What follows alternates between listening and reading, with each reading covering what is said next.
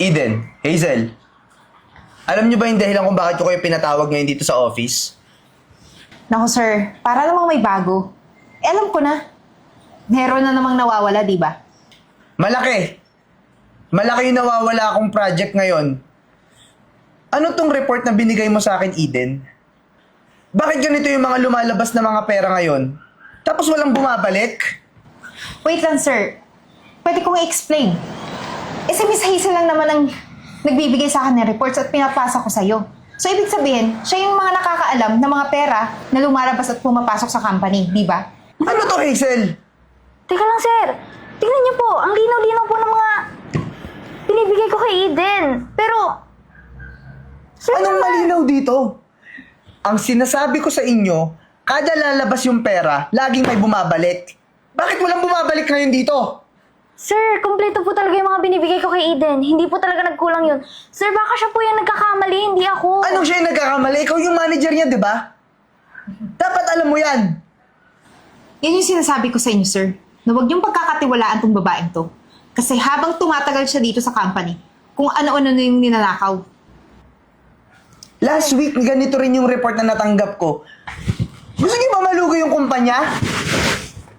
Sir naman, alamin niyo po muna ng mabuti bago niyo po isisi lahat sa akin. Bakit hindi ka sisisihin? Eh tignan mo nga, karamihan sa clients natin, nagba-back out. Kasi hindi naman sila maglalabas ng pera kung hindi din tayo maglalabas, di ba? Eden naman, ikaw lang naman kautuan ko dito, di ba? Naku, Hazel, Malamang isa sa atin ang nagkamali. huwag mo akong pinagbibintangan. Ikaw ang unang may hawak ng reports. Teka. Paulit-ulit na lang yan. Paulit-ulit yung pagtatalo niyo sa harapan ko. Ikaw, Hazel, sinabihan na kita last week, di ba? Ayusin mo tong report. Tapos eto na naman yung babalik sa akin. Sir naman, inaayos ko naman eh. Hindi mo inayos. Ito nga yung bumalik, di ba? Alam mo, mabuti ba etong si Eden? Mas medyo mataba yung utak kesa sa'yo eh. Sir, Magpalit kayo ng posisyon. Ibig kong sabihin, ako yung magiging project manager, tapos siya na lang yung magiging assistant? Well, sir, I deserve it. Di ba, Hazel? Kasi tatanga-tanga ka sa trabaho. Kung inaayos mo sana, di sana magkakaganito. Final na yung decision ko. Ngayon, magpalit na kayo ng posisyon. Okay, noted, sir. So, Gawan nyo to ng paraan. Hazel, ibigay mo na lahat ng report sa akin para ma-check ko ulit. Sir, meeting adjourned? Alis na.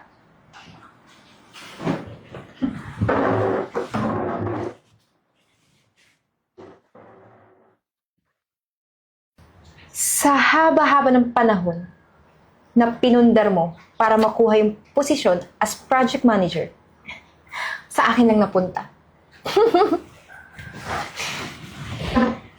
Eden, alam mo naman, di ba? Nakita mo din na kumpleto yung files at document na binigay ko sa'yo. Hazel, wala akong magagawa. Kung yun yung nasa report na napigay ko kay sir. So no, pagbibintangan mo ako? Excuse me, hindi ako ganun. Ikaw ang dumi talaga ng utak mo. Kaya yan yung napala mo ngayon. Hindi ako papayag na maagaw mo ng ganun-ganun lang yung position ko. O sige, maghanap ka ng paraan. Tingnan natin kung may makuha ka. Ang kitty ng utak mo. Ano, ipaglalaban mo pa yan? E di kung ganun, mag-apply ka na lang sa iba. Mag-resign ka dito, mag-apply ka sa iba. Para makuha mo ulit yung posisyon na gusto mo. Ganun lang kadali. Gagawa ako ng paraan para mailabas yung baho mo. Wow, ang galing. Sa tingin mo, kaya mo ko? Eh, ikaw nga, parang nagpasang-awa ka lang dito para makapasok sa company to. Sa katunayan, wala ka naman talagang pinag-aralan at wala kang alam, di ba? Hindi ako makakatapak sa posisyon ko kung wala akong pinag-aralan, tandaan mo yan. Okay, paglaban mo yan. Well, good luck sa paghahanap ng proof kung meron man. tapusin mo na yung pinapagawa ko sa'yo. Tandaan mo, assistant na lang kita ngayon. Dahil kung hindi, baka isumbong kita, sir, at tuluyan ka na mawala sa company to. Chop, chop!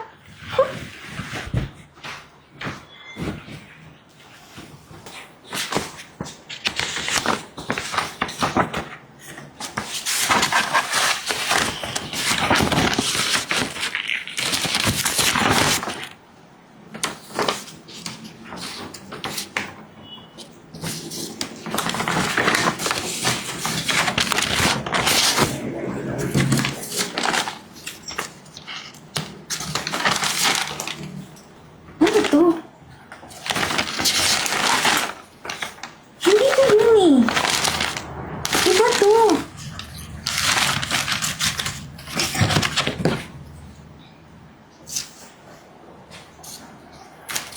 Hello?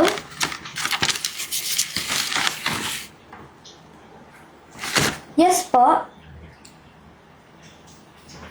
Ano?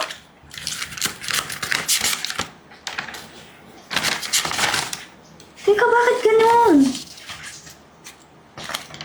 Hindi ito yung mga files na binigay ko. Kagagawan to ni Eden? Okay, sige. Thank you. Ayusin ko to. Okay, sige. Ito na nga ako.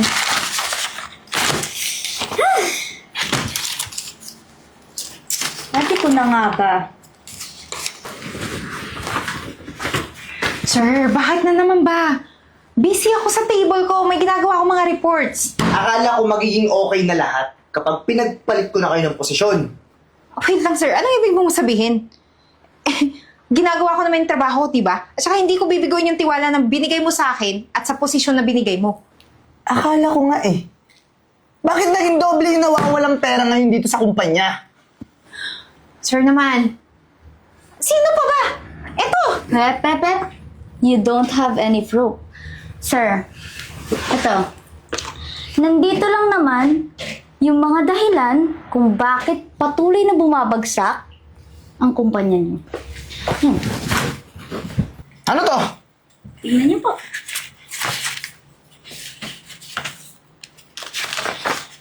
Tsaka nga pala, sir, nakausap ko rin yung mga taong tinawagan ni Eden at binayaran para hindi magsalita. Teka, sir. Hoy, huwag ka masyadong gumagawa ng kwento. Isa pa, sir, buong buhay ko, nilaan ko dito sa company mo. Ako nga yung nagligtas ng company mo, di ba? Nung palugi na. Eh ano to? Sir, peke yan. Mabilis lang gumawa ng ganyan, no? Peke? Gusto mo tingnan mo din? Hindi ako naniniwalang peke ito. May mga pirma. Eden, ano to? Sir, kasi naman, magpapaliwanag po ako. Pero sir, please naman, pakinggan niyo yung side ko. Nagawa ko lang naman kasi nangailangan po ako ng pera. Napakakapal ng mukha mo.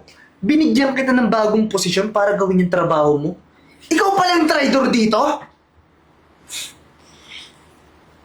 Sir naman, sige na, papakiusapan ko na lang po yung ibang clients na sinabotahe ko. Hindi.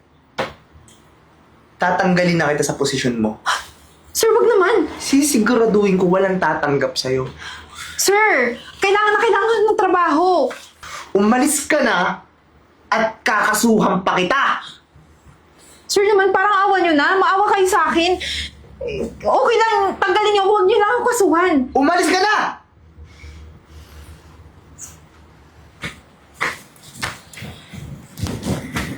Pasensya ka na rin. Hiyang-hiya tuloy ako sa'yo. Sorry kung binaba pa kita sa posisyon mo para ipalit yung walang hiyang Eden na yan. Ako, sir. Hayaan niyo po. Nagawan ko naman na po ng paraan. Nako, Hazel. Para mo akong binunutan ng tinik sa dibdib. Salamat. Dahil dyan, ibabalik kita ulit sa pagiging manager mo. bibigyan kita ng bagong tauhan na ipapalit ko kay Eden. Ikaw nang bahala at mag-train. Ako pong bahala. O siya, sige. Hahanap ako ng bagong kapalit ni Eden. I-increase din kita ng sahod mo dahil sa ginawa mong to. Thank you po, sir. Thank you. Mauna na po ako. Sige.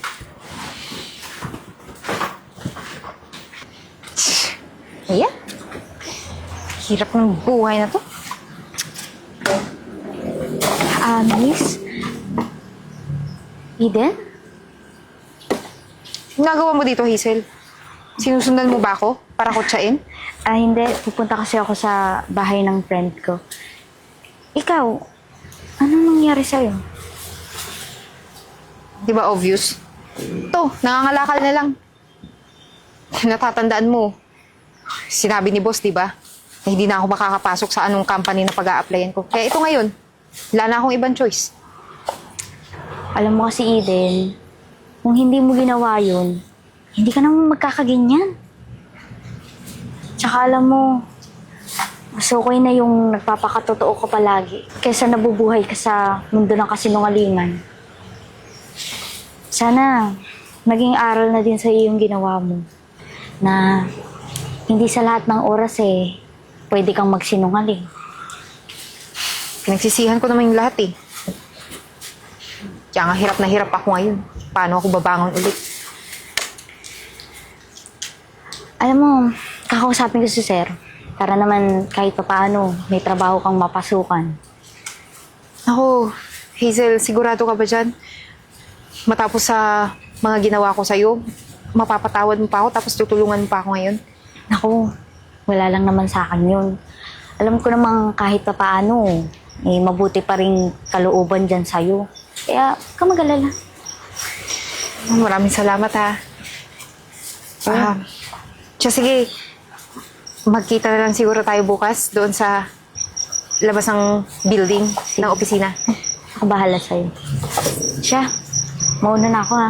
Sige, ingat ka. Ingat ka din.